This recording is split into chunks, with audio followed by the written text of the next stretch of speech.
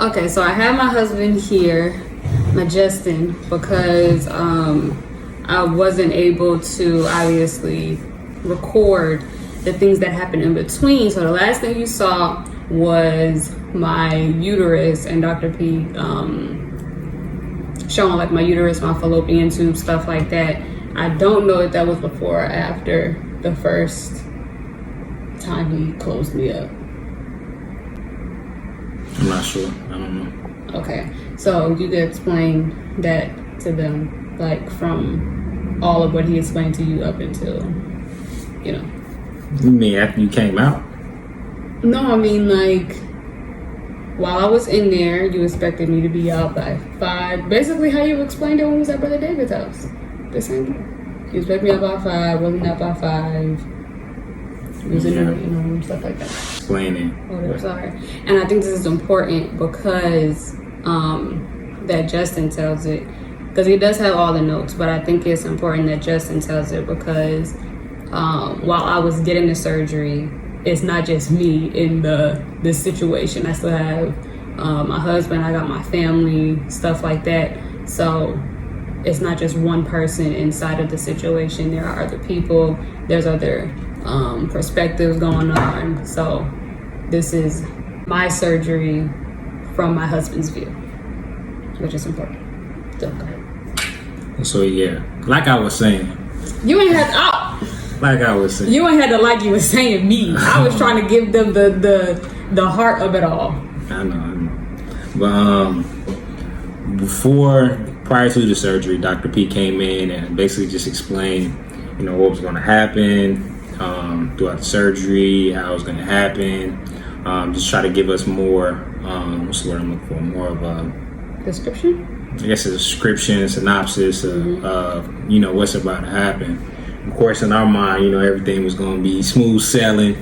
She was going to come out 2 hours, be ready to move, do whatever, this and that. But that was definitely not the case. So he told us it may be 2 to 3 hours, but it could possibly, of course, go to 5 o'clock. So in our mindset, everything's gonna go smooth. So they're gonna be out in 2 hours, 2-3 hours. So I was in the surgery. I'm in the waiting room. Her parents are downstairs because due to the pandemic, they only allow one person in the waiting room. So I'm waiting up there, giving her mother and her parents, updates as I see on the screen. Because they had a little screen in there where you can actually see where the patient was, like post-op, procedure, and you could actually see the updates on there. So I was looking at that screen probably every 5 minutes trying to see what was going on. And her mother, of course, was texting me like, what it say? Every 5 minutes too. So I was giving her updates at the same time. I'm trying to watch movies and shows. Just try to get my mind out, and then so I'm waiting till about two hours in. I'm like, okay, she should be getting out pretty soon. And then another 30 minutes passed, and now it's 3 hours in, then it's 4 hours in. Then of course that's when we start getting worried because we're like, okay, he said 2 to 3 hours if everything is good. So at this point I'm like, oh man, all the possible issues that can go wrong starts running through your head. You're like, oh man, maybe he ain't tell me, my wife passed out or died on the table and he don't want to come out and tell me type thing. So I'm like, oh man. So I start pacing. My mother's texting me all the, like, we getting updates, like what's going on, like you hear anything? I'm like, listen, I ain't heard nothing. Dr. P came out here, I don't know what's going on. So at this point it's been 5 hours. And we're literally like, okay, somebody got to come out and speak to us. So I'm pacing back and forth. Our mother's calling me like, what's going on? You got any updates? And I'm like, listen, if they don't come out in about 5-10 minutes, I'm gonna go back there myself. I'm gonna go back there myself and see what's going on. So it's been 5-10 minutes. I was like, all right. So I got my backpack and I started walking out, and literally as soon as I was walking out and turn the corner to walk down, I see Doc P down the hallway. I'm like, oh, okay, this is the man I'm looking for. So I'm like, what's going on, Doc P? And you know, he comes out and he's kind of like, you know, and I'm like, oh, you about to daggone tell me. He about to daggone tell me something I don't want to hear.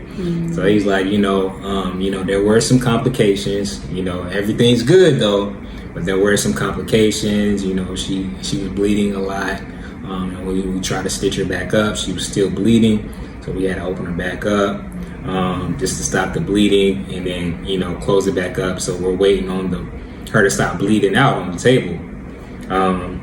So at this point, like I said, it's 5 hours in, and he tells us he has to go back in there and just kind of monitor her and make sure she's good before he stitches her back up. So I let her mom know, you know, what's going on. At this point, they like, all right, we coming upstairs. They ain't care nothing about that. They had one person in the waiting room, like they came up. They was like, all right, we waiting with you. So it's been it was like another maybe hour and a half to 2 hours. Another hour and a half, 2 hours waiting again for her to get stitched back up. And finally, somebody calls in and they're like, you know, your wife's done. She's stitched up. We're about to bring her up to the room. So I'm like, okay. So I told her parents, you know, she's fine. They said they stitched her back up. So if you guys want to go ahead and see her before they move her up to the room, you know, let's go ahead and get that set.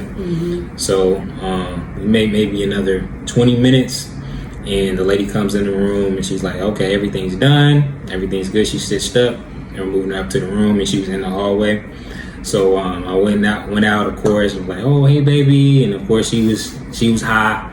So she's like, hey, hi, you know, saying all type of weird stuff. I mean, she was like, you know, I'm out, blah, blah, blah, looking around, you know, eyes floating, looking everywhere. I'm like, all right. So I wanted her parents to see her before she goes up, just in case, you know, anything happens. I wanted her parents to see her. So I told her parents to come out in the hallway and, you know, see her before they transport her. And then we went up, me and my wife, to the room, got everything set up. And at this point, she's still in and out, you know, waking up, going back to sleep, talking. She'll be up for maybe 2 minutes. I mean, she's up. She's like, oh yeah, I'm good. I'm about to be up. I'm trying to stay up. Blah, blah. Wake up. She's smacking herself, like trying to wake up and stuff in the room. She'll have conversations with me. And then we'll be at mid-conversation. She'll be like, and just start drifting off and then fall asleep again. So it's happened for maybe at least another 2-3 hours. Even when her parents came up, like they had took a video of her and literally. Which I'm gonna insert now. Nene, since you was recording everything in your movie, I just recorded you laying down. Okay, you be like, don't do that, Daddy. But this is part of your movie documentary. Okay, say Uma. She trying. I took a video of her and literally her tongue was out like this. And I'm like, dang, right, and she's looking dead. But when I was talking to her, and the thing is, I had told her family like, oh yeah, she up talking and stuff, and then they get that video, they're like, wait a minute. I'm like, listen, she was not looking like that about 20 minutes ago. She was having conversations with me and everything, but she was just in and out. So her parents came up, and they had to leave. Like, weren't even supposed to come up, but I was like, listen. Hey, her mother is gonna come up regardless. So rather, whether y'all let her up or she comes up and I bring her up, I mean, she coming up. She coming up regardless. So I was like, I'm going down to get her, and they was like, okay, that's fine. And I told them literally we came from out of state. I came from Carolinas. You know, her parents just came from Philly, like to come down and see her, and they was like, oh wow, you came that far. We was like, yeah, and they was like, okay, we'll let them up. So literally they let them stay up, and literally it's only supposed to be it was supposed to be one person in the room, right? But they let them come up every day. My parents don't live in Philly. What? My parents don't live in Not Philly. What's it? Pennsylvania? I mean, Pennsylvania. Well, Philly is inside. Yeah, Pennsylvania. But they just don't live in Philly. Yeah, not Philly. Pennsylvania. Yeah. But yeah, so we told them that, and they were like, okay, well, they can come up, and you know, they had their name on the list. So literally, if it wasn't them, like you cannot come up. So after they left, she was in and out of sleep. She literally kept asking for water maybe every 5 to 10 minutes, like I'm thirsty. I thirsty. So I kept getting up, getting the water, and this happened maybe all the way until maybe 1 o'clock. 1 o'clock is when she kind of woke up a little bit. And then that's when the doctors were in and out, getting their blood. Shout out to Nurse Lindsay. Lindsay was on it. I mean, she kept coming in maybe every 20, 30 minutes. She had the drain tube, and it was so much blood coming out. Literally, I mean, they were filling up the cup, and it was like this much blood. At this point, I'm like, dang, I mean, how is she even alive right now? She was losing a lot. She said that blood. First night that I lost 700 ml the first night, which is a liter. Yeah, she was losing a lot of blood. Literally, she would the drain tube itself. She would have to refill it, like pump it out, and as soon as she would put the suction back in, it would fill right back up. So she would literally have to empty it maybe 3 times after coming in 1 time. So I was worried about her, of course. She would wake up in and out of sleep. She was in pain. She was starting to get that pain back. I guess the anesthesia was wearing off, so she had started to feel more of the incision, and everything was swollen. So she was in a lot of pain. Everything was swollen. She was in a lot of pain. My face was like this big. She was in a lot of pain, so I would do as much as I could, get her water or whatever she needed. And then that's when Doc P called me at like maybe, I want to say around 12:30. Look at my notes. And literally I was notating everything just to make sure everything was good. But he had called me 12:35 and said she may be in DIC, which is why she was bleeding out on the table and still bleeding out in the drain tube and stuff like that. So at this point I'm looking, I didn't know what DIC was. So I'm looking up, I'm like, okay, what is DIC? Just to see what's really going on and understand what's going on in her body and why she was bleeding out so much. And I looked up to the severity of it, so that had me like, dang, my wife literally is bleeding profusely. Literally the drain tube, I mean, they were literally coming out and filling up a big cup, and you're seeing your wife empty this big thing of blood every 45 minutes. I mean, it was really scary. Like I didn't sleep maybe, I didn't sleep to 3-4 days. I wasn't sleep. I maybe get like 30 minutes, 20-30 minutes here and there. Trying to get some sleep, but I was so worried about my wife. Like I wasn't even, it wasn't to that 3rd or 4th day. I was like, dang, I really need. I was like, I really need to go to sleep because I cannot operate like this. But yeah, so back to the story. So they gave me 2 transfusions still in the surgery, right? Right out of the They gave you 2 in, and then they gave you 2 that night. They were giving you 2. And plasma. They gave you plasma as well. So at that point, that's when Doc P called at 12:35. He was like, yo, DIC, we're gonna have to move her to ICU. If she keeps bleeding out like this, we're gonna have to get her to ICU so they can better treat the DIC and get her blood levels back up. Because at that point, her blood pressure was at 87/52, which is not which is really low. And I kept asking Lindsay, I was like, yo, her blood pressure is really low. The machine kept going off like low, like blood pressure is low. So I was worried. I'm like, is her blood level supposed to be like that? And they was like, no, but it's been that low since she came out of surgery, and it's been coasting at that. It was literally coasting around 86, 85 in the 40s, the higher 40s, for about 2 to 3 hours. And that's when they were like, okay, I guess Doc P was like, let's go ahead and get her to ICU and get her blood back right. So maybe around 1 o'clock is when we got moved to ICU. They kept giving her more blood and more. That's when they give you the platelets. That's where I got confused, because altogether I got, from my understanding, I got 6 blood transfusions, 7 transfusions altogether, 6 blood, and then 1 plasma. That's what I thought. You got platelets and plasma. So I got 2 out of surgery, 2 blood transfusions out of surgery, right? Mm-hmm. And then when I came back into the room that night, and I was asking for water and all that stuff before I went to ICU, You got another I got one. 2 more or 1 more. I think 1 more. You only got 1 more after that. And that was the blood. Yeah, that was the blood. And then when I went to ICU, I got 1 blood and 1 plasma. Mm-hmm. I believe you got 1 blood and 1 plasma. And then you got another unit. And then when I came back up, I had 2 more bloods. Mm-hmm. Now you got 1, so you got 2 blood treatments. You got 1 at 210, which is when around the time we first got in the ICU, Mm-hmm. and 1 at 5:30 in the morning. Which one was the plasma? You got the plasma with the 5:30. No, the plasma was when you first got in there the first day. I remember seeing them do the plasma. I remember seeing the yellow stuff. That was the platelets. So then it makes 8 then. Right? That makes 8. Some of them was only counting like the actual blood, but the plasma was also a transfusion as well, because you had to sign that form for it. Was the platelets though? That was considered a transfusion too. Yeah, so then I got 8 transfusions altogether, but 6 of those were blood transfusions. Okay. Mm-hmm. So she got 2 units of blood. I mean, they were worried, all the nurses in ICU. Oh my God.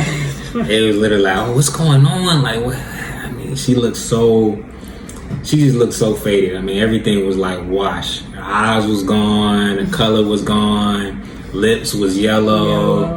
I mean, and it didn't even dawn on me until she started getting better. I was like, dang, you actually did look pretty dead. You look pretty banged up.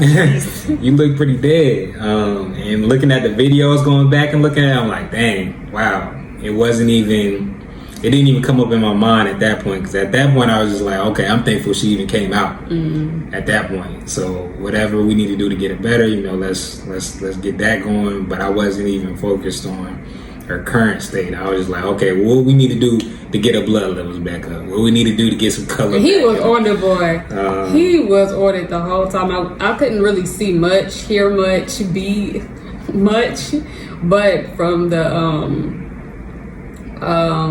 what I was able to, I explained it to my husband this way, that thing on TikTok where it's like somebody get their lights out and then you can see their little eyes open and back up. That's how like I saw most of the night, was like blinks of it was like me taking pictures of my eyes and my brain just recording them, but I really didn't know what was going on too much. Before I went to ICU, I do remember my parents coming in there and saying a couple words. Don't remember all them words they were saying. Apparently my sister was on FaceTime. My mother put the phone to my ear and Malika said, "You look trash," just as any sibling would say in a time of was devastation. So she was like, "You look trash." I don't remember none of that, didn't hear none of that. My parents were saying little things here and there. I know my mom put the cover on me. And then I remember my husband coming back in the room. But it seemed like, and this is a test of what he was talking about with like me being out of it. Because it seemed like you came into the room immediately after they left. But you was downstairs, so you had to make your way back upstairs to then be in the room. But in my mind, that time, there was no lapse in time. It was, they left the room and you came in. So that was interesting when y'all told me that story. And then I remember once I was seeing him, like, okay, there's safeness here, because it was a lot of doctors and there's a lot of people in and out. And I remember seeing my husband and being like, okay, I'm okay, because he got me regardless, whatever going to happen. My husband got me. I already know how this man is. He gonna ask everybody the questions. He not gonna let nobody put nothing in me that he don't know what it is first. He's got it. So I didn't feel vulnerable in that sense. I felt like, what the hell is going on? I do remember seeing Lindsay doing porn and stuff. I didn't know what that was. I didn't even know it was connected to me until the next day. I had no idea what. I'm like, what is she draining? Yeah, I had no idea that something was connected to me. And I didn't notice how much. And remember, Dr. P was saying he hated that they put the tape on there and all the gauze and stuff. I didn't think at the time to tell him, well, they had to put all those gauze on there because it was bleeding. Like when I finally looked down at my gown, I think I had to get up. I had to get up to do something. Looked at my gown, and it was a big blood stain on the gown. I look at the gauze. The gauze is full of blood. I'm like, dang, this is insane. So I remember seeing Lizzie doing that. I remember seeing her face looking like, kind of like, I mean, Lindsay, her not wanting to look worried, but her looking like, what the heck is that's what had me worried, because Lindsay was looking like, ah, dang, like it's a lot of blood, blood. And I don't know if they weren't, and that's what Dr. P was saying, like he was like, they don't really deal with this specifically, like DIC, this much blood. As I was like, we need to move it. He said, we need to move to ICU. They see more of this. Yes. And they're better equipped with literally every nurse that was coming in. They were like, what's going on? Is she okay? Ricky came in there. I do remember seeing Ricky. She was like, oh my baby. God, like what's going on? She literally said, oh baby. And I was sitting there looking like, this is the thing. I'm 26 years old, but I know on that table I looked probably 12. Because I'm already very much small. So I was like, oh, everybody was giving me the babyest treatment. You was looking real lifeless in the chair. So, yeah, those are the things that I remember, like little glimpses from my point of your story. I remember going down to the ICU. I remember them saying, we got to take her to the ICU or something like that. And like just too many people being in the room saying ICU. Now in my ears, when I think ICU, mind you, I'm already out of it. I'm high off the the anesthesia, the pain medication, and I lost a lot of blood. So I'm just out of it. When I hear ICU, I'm thinking, I'm dying. Oh.